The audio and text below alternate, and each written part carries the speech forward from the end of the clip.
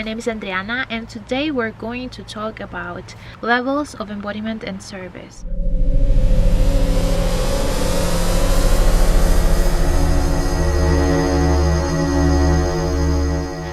So I am making this video through my experience and sharing some of the ways that I perceive the embodiment so far. There are many levels of embodiment, but I'm just at the beginning stages of it.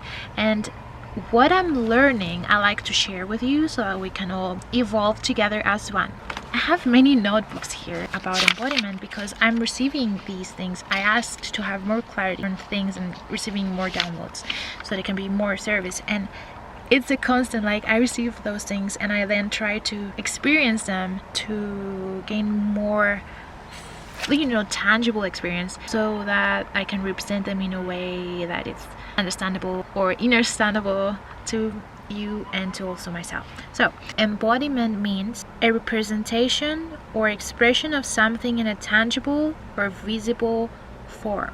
In this case, we are embodying the self as the higher self, as the I am presence. So there are many ways to be of service, but when it comes to embodiment, there are specific things that we all experience sooner or later. It's all about evolution, becoming better versions of ourselves. Embodiment is our journey of realization, our journey of awakening to our true power, to our source, to our heart, to our sovereignty, to our presence. And we revisit permission slips, let's say, some stages as many times as we need, for as long as we need, to create our identity, to change our identity, to detach from our identity, to play around with our creation and with our skill sets. As human creators, we can express our services through our lifestyle, with our creativity, through our passions. Usually our highest excitement serves as a permission slip for our awakening,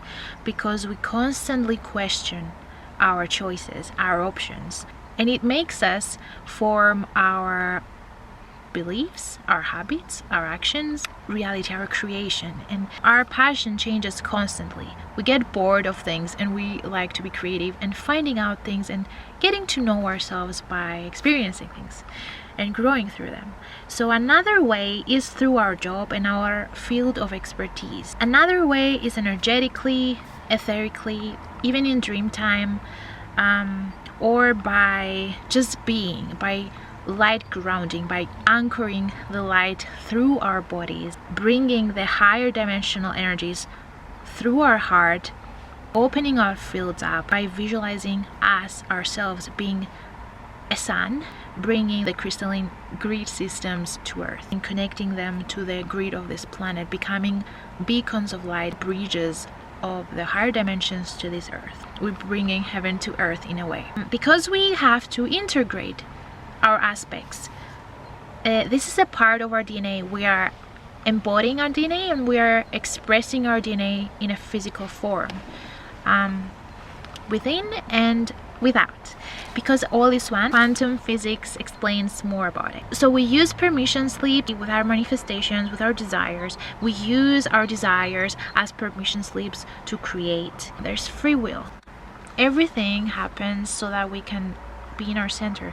We experience extreme light, extreme night, and they're interconnected until we find our heart and experience how it is to come from our heart. And this forms the DNA. DNA is within is our conscious, and the DNA outside ourselves is our subconscious. We are the service in motion. We can only grow through the extremes. We all experience life in a different way. When we learn how to practice epigenetics, and I will expand to this in a moment, everything changes and we become more aware and have more clarity. Epigenetics means on top of genetics, are external modifications to DNA that turn genes on and off, and these modifications affect cells, the read genes, and it's basically the study of alterations in gene function caused by changes in gene expression rather than genetic code.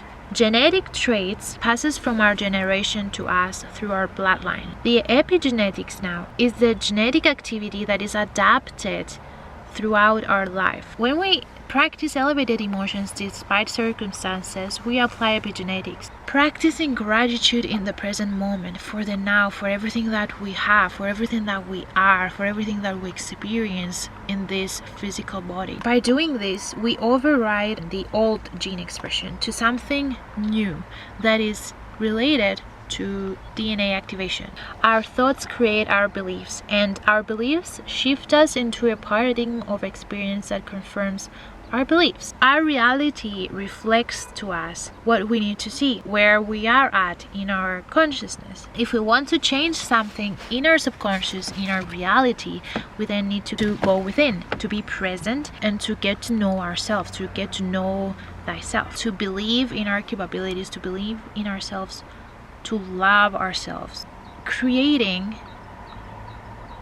from our hearts. Another way to be of service, I personally experience things energetically when it comes to my family, my bloodline, because they're not ready for me to express this type of information with them.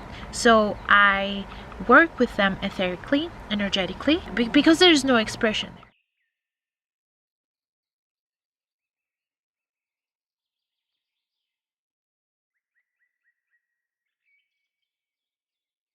I practice my expression through different ways of service. So this is a way of service as well, by expressing your truth, expressing what you learn through your journey. So we usually revisit all these ways of service. We play around, we see what we can improve through our services. We see where our passions are. We play with our identity. We play with our highest excitement. We discern, does this feel good? Should I change something? Do I still like doing this? Because we hold belief systems about our identity, but we don't have to put ourselves in boxes and give ourselves a name. The true self, our true essence, is everything and nothing at the same time. We're just choosing to experience different levels of ourselves so that we can gain experience, find ways of service that resonate with us, and really choosing what we want to embody, who we want to be. We are here to express our DNA, to loving the body, to loving the mind through this journey. We have to train our avatar, we have to train our body, we have to train this physical beingness that we are and have and experience to catch up to our consciousness, because everything happens within so fast that our bodies feel like they need to catch up to that frequency, and we feel the stress, we feel unease because we have to integrate things, we have to do things, or we have to stay present. And always balance comes to our heart through a breath, through pausing, feeling, being. We have to know when to take action and when to pause. It's a daily practice. Too much of those things is, again, another permission slip for us to find clarity, because too much action leads to overthinking and anxiety, and too much stillness leads to stagnance and nothing being created.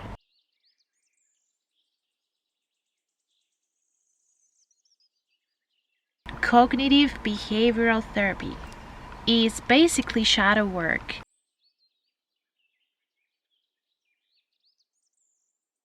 Is a psychosocial intervention that improves mental health, focusing on challenging and changing unhelpful cognitive distortions and behaviors, improving emotional regulation and development of coping strategies that target solving current problems. I shared information on how to do shadow work and how to heal the inner teenager and the inner child. A way to start healing our subconscious and healing our environment is to go within and basically analyze things that are stored in our subconscious mind, vastly known as shadow work.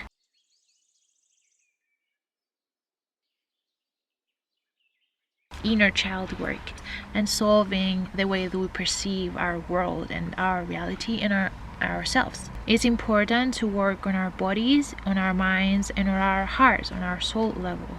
When we do this, it's easier for us to accelerate, embodying higher frequency and being able to hold more frequency in our body so that we can assist other people, because it's all related to our Taurus energy, to our fields. And the more we're able to ground within ourselves and open our heart center and practice heart coherence, the DNA opens up, our fields open up, we can hold more energy, and we can assist and activate people by just being present, and we're able to anchor more energy to earth through our body, through our heart, through our vessel. The more people who do that, the faster this change is going to happen to this planet, activating our dormant DNA and start having experiences that are related to disclosure and inner self-awareness, and everything is going to change, and everything is changing. So everything happens in the now. By embodying who we truly are in the present moment, we are integrating through our bodies the past, present, and future experiences and timelines related to our ancestors and the DNA and our night aspects and light aspects, all in the present moment, all in the now.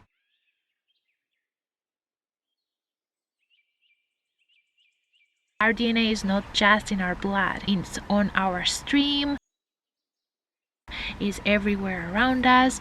We are made of the elements, we're made of earth. We have this body that is bound to these elements. All is one.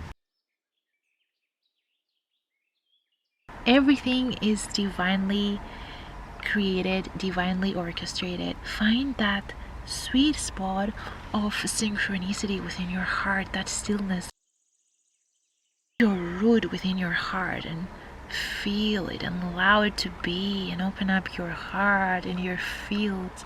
See the love, see the light, be the sun. You are a sun itself within your heart. See this light within you, embody this light. We are light. Our eyes cannot see what we are, but we can feel it when we tap into our center. So be patient with yourself. Find a way to communicate with your body. What helped me personally to get to know my body more was when I practiced enough time at the gym and I was able to move a lot of energy.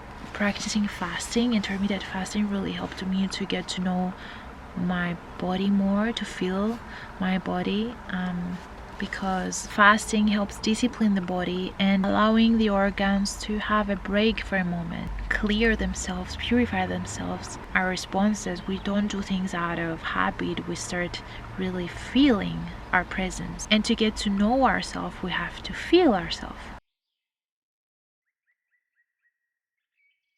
And really, fasting helps to give you more clarity. It shows you a different perspective of things. It shows you that you're not just the body. There's so much more when you start feeling your way through awakening, realizing how to clear the body. You start receiving downloads and intel, and then it becomes a way of service because you then know how to work with that thing. You practice those things to yourself first, so you get to know how they react, how they work for you. You gain clarity through experience, and then you're able to share this. See where you are in your journey and share your personal experience and your personal perspective on things. Practice your expression.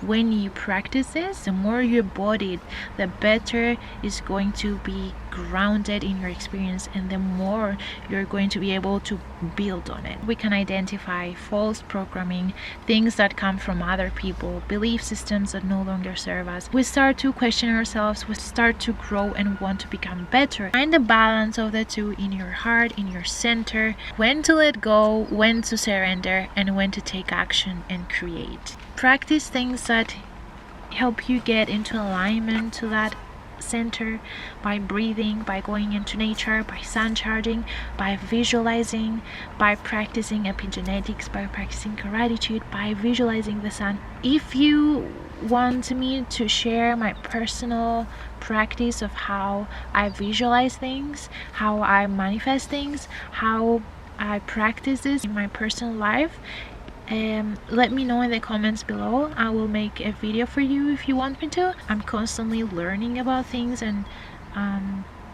the more I practice those things, the more I'm able to embody, the more I'm able to feel, and the more I'm able to experience and awaken through my body and through what I chose to represent here. I hope you guys liked this video. I hope you found it helpful. I can talk for hours when it comes to those topics. If you did, please give this video a thumbs up so that I know that you like this video. Share it to your groups, to your friends. Follow me on social media if you're interested, because I use them more often than YouTube. Follow me there, and I'll see you guys in my next video. Thank you for watching, thank you for being here, and I'll see you guys in my next video. Bye.